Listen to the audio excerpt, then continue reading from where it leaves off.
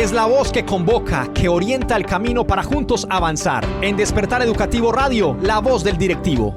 Y en Despertar Educativo Radio, la voz que convoca es la voz del directivo Jesús Alejandro Villa, que nos va a hablar y nos va a dar un informe sobre la evaluación de desempeño. Adelante, directivo.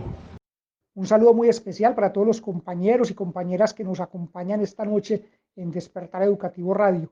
En esta ocasión quiero desarrollar un tema que me parece muy importante y que viene generando bastante inquietud entre los docentes. Se trata de la evaluación de desempeño, sobre todo en dos aspectos. En primera instancia, observar y clarificar alguna desinformación que algunas personas de forma irresponsable han colocado a circular por las redes sociales y que lamentablemente algunos directivos docentes la retoman como si fueran ciertas.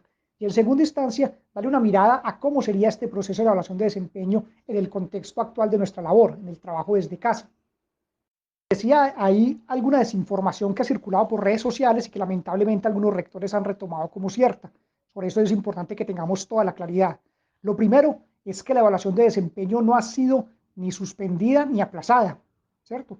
En este momento se debe desarrollar la evaluación de desempeño en tanto estamos cumpliendo funciones desde nuestra casa.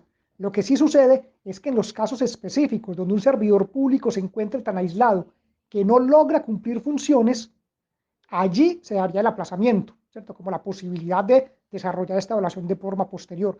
Pero nosotros estamos cumpliendo funciones.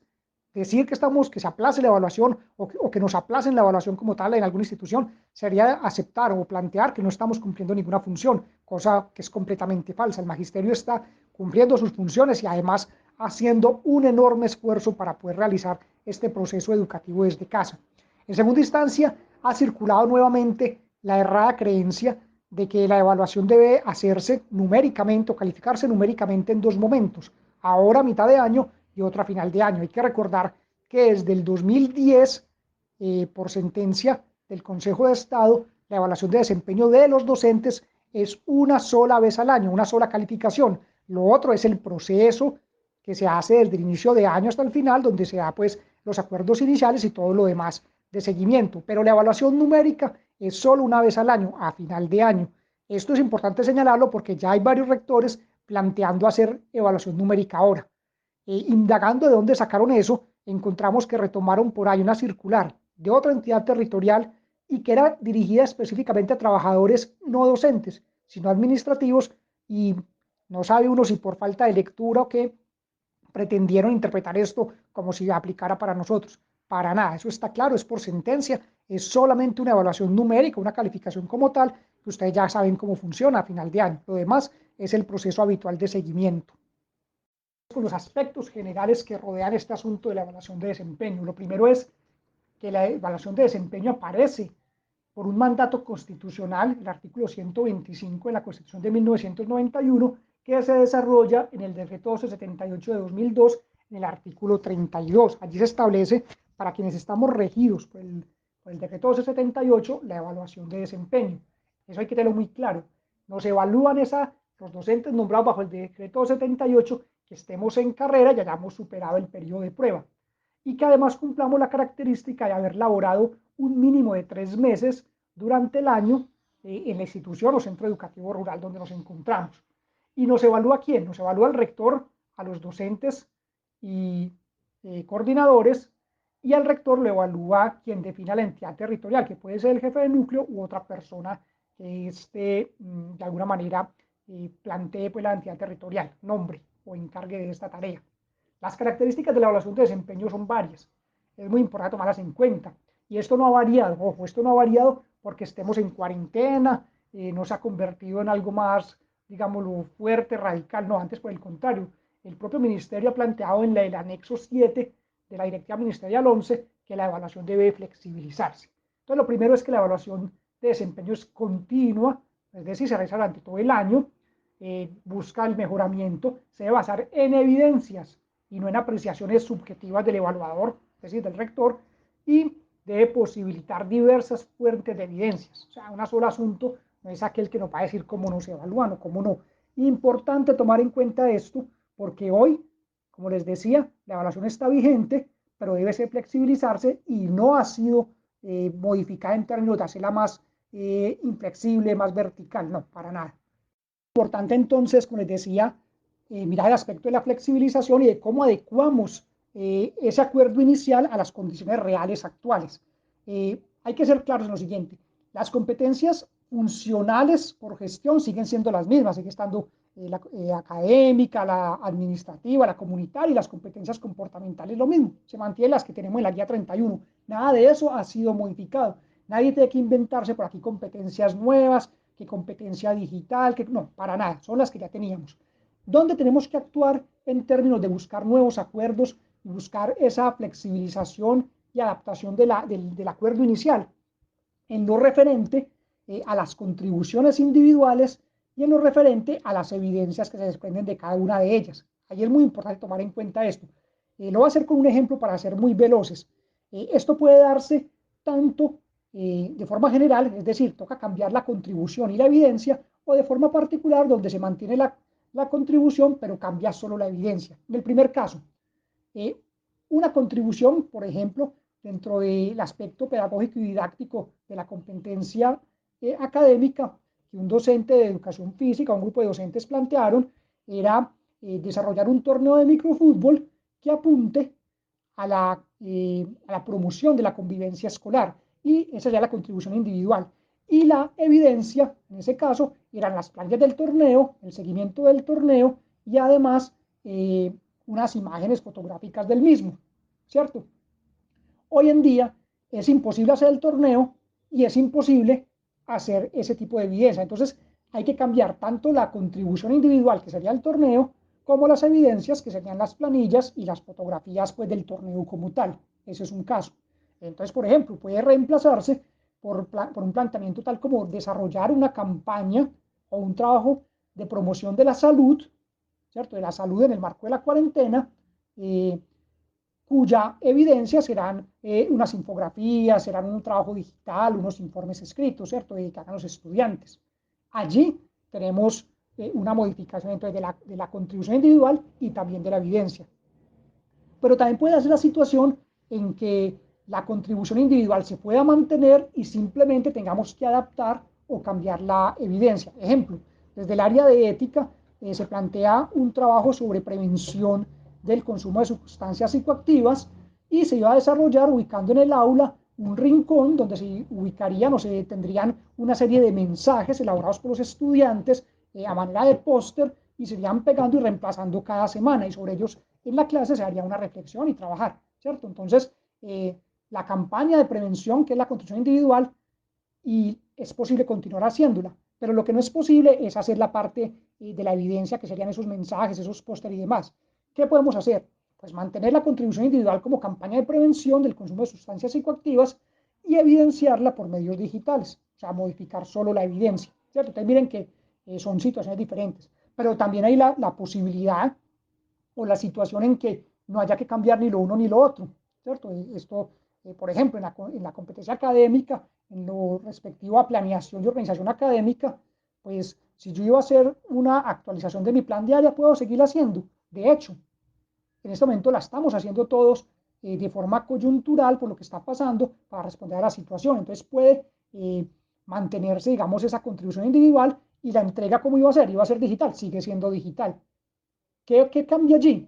Cambia que el contenido hoy es diferente porque la coyuntura actual nos está llevando a hacer unas adaptaciones, digámoslo, distintas a lo que originalmente se podría haber hecho durante el año. Pero además hay que tomar en cuenta allí pues todo lo que es el consejo académico, qué lineamientos dio. Entonces miremos, para cerrar este fragmento, cómo es claro que sí se puede actualizar y organizar todo este proceso de la evaluación y sobre todo de los acuerdos iniciales. Recordemos que finalmente lo que vamos a entregar y lo que nos van a evaluar se basa en esos acuerdos iniciales que hoy deben ser actualizados de acuerdo al contexto que estamos viviendo. Muy importante tomar en cuenta que, como les decía, la normatividad de la evaluación de desempeño continúa vigente, la guía 31 sigue siendo el marco de referencia para este proceso y en consecuencia nos deben evaluar el desempeño laboral, no otras cosas, no cosas que estén por fuera de nuestras funciones. No nos pueden estar pidiendo, por ejemplo, o presionando para la evaluación con que si usted no va a entregar el PAE, no, es que eso es un asunto que no es función nuestra, ¿cierto? Y así muchas situaciones que hoy se están viviendo en el marco de la cuarentena, si no son función, no pueden hacer parte de la evaluación. Y la evaluación se debe basar, como les decía, en todo el tema de ese acuerdo inicial con las adaptaciones y actualizaciones que estos días estamos realizando. La estructura sigue siendo la misma entonces para todo este proceso de las contribuciones individuales. Se compone de tres partes. Digamos, el verbo, aquello que vamos a hacer, el objeto y la condición de calidad. Ojo, la condición de calidad es aquello que nos permite decir fuimos más allá de lo básico y en consecuencia nuestro puntaje puede ir de 90 hacia arriba, ¿cierto? Es más o menos el manejo que hemos dado. Por ejemplo, verbo, o lo que vamos a hacer, diseñar un plan de trabajo, el objeto, que responda a las condiciones actuales de los estudiantes, ¿cierto? Mirando pues lo de la pandemia.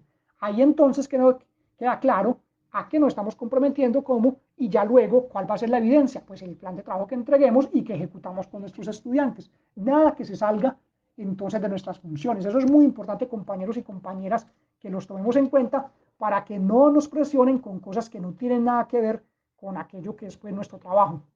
Las evidencias entonces son aquello que nos permite mostrar que nuestras contribuciones individuales fueron cumplidas y que las hacen visibles al evaluador y son ingresadas en la carpeta de evaluación que desde el inicio se va a haber planteado cuál va a ser, sea física o digital, ¿cierto? Entonces son como ese conjunto de pruebas objetivas, no es la opinión del rector, no es la opinión del coordinador, no es la opinión de nosotros incluso, son pruebas objetivas, documentales, testimoniales que dan cuenta de que cumplimos o logramos con lo que planteamos en la contribución individual. Compañeros, es muy importante para ir terminando que conozcamos cuáles son las situaciones administrativas que se relacionan directamente con todo este proceso de evaluación. La primera de ellas, la solicitud de evaluación. Esta hay que hacerla en esos casos en que por X o Y motivo el rector, de forma general o de forma puntual, se niegue a evaluar al docente. Hay que enviar un oficio, tener el radicado del mismo, donde se solicitó pues, que se haga la evaluación. Esto nos garantiza una cosa. Primero, que de no darse la evaluación finalmente, tendrá que darse por aprobada, lo hará el ente territorial, y al rector deberán investigarlo por incumplimiento de funciones. La segunda situación administrativa importante se llama la recusación, que es aquel momento en el cual, cuando tenemos una situación de conflicto, por ejemplo, un proceso disciplinario o un proceso en el comité de convivencia laboral con el rector, él no puede ser objetivo y como no puede ser objetivo, debe ser recusado, o sea, es decir, no debe ser nuestro evaluador y debe entonces la entidad territorial nombrarnos otro evaluador. Esta solicitud se hace por lo menos un mes antes de la fecha de la evaluación, es decir, nos evalúan en noviembre, un mes antes debe hacerse la solicitud para que analice la entidad territorial y dé pues trámite a la misma. Esto es bien importante, eso es antes de ser evaluado, ¿cierto? Antes de que haya nota, antes de todo, por lo menos un mes antes y luego ya nombrarían un segundo evaluador si el análisis que haga la entidad territorial así lo amerita. Y está el recurso de reposición y subsidiario de apelación que se hace después de ser evaluado. Cuando el resultado de dicha evaluación podemos evidenciar que no es acorde a nuestras contribuciones individuales, que no es acorde a esas evidencias que nosotros entregamos. En consecuencia, vemos que no da cuenta de nuestra realidad y hacemos pues este proceso. La reposición, que es la primera parte, la responde el propio directivo docente, que podrá mantenerse o cambiar la nota. En caso de que la cambie, pues hasta ahí llega el asunto, y en caso de que se mantenga, él mismo debe hacer tránsito de esta solicitud a la entidad territorial, quien nombrará quien haga la nueva revisión y podrá resolver favorable o negativamente la parte de la apelación. Entonces, miren, compañeros, que esto es importante conocerlo en el marco de toda esta situación que estamos viviendo. Finalmente, invitarlos a estar muy atentos a este tema. Cualquier duda me pueden escribir.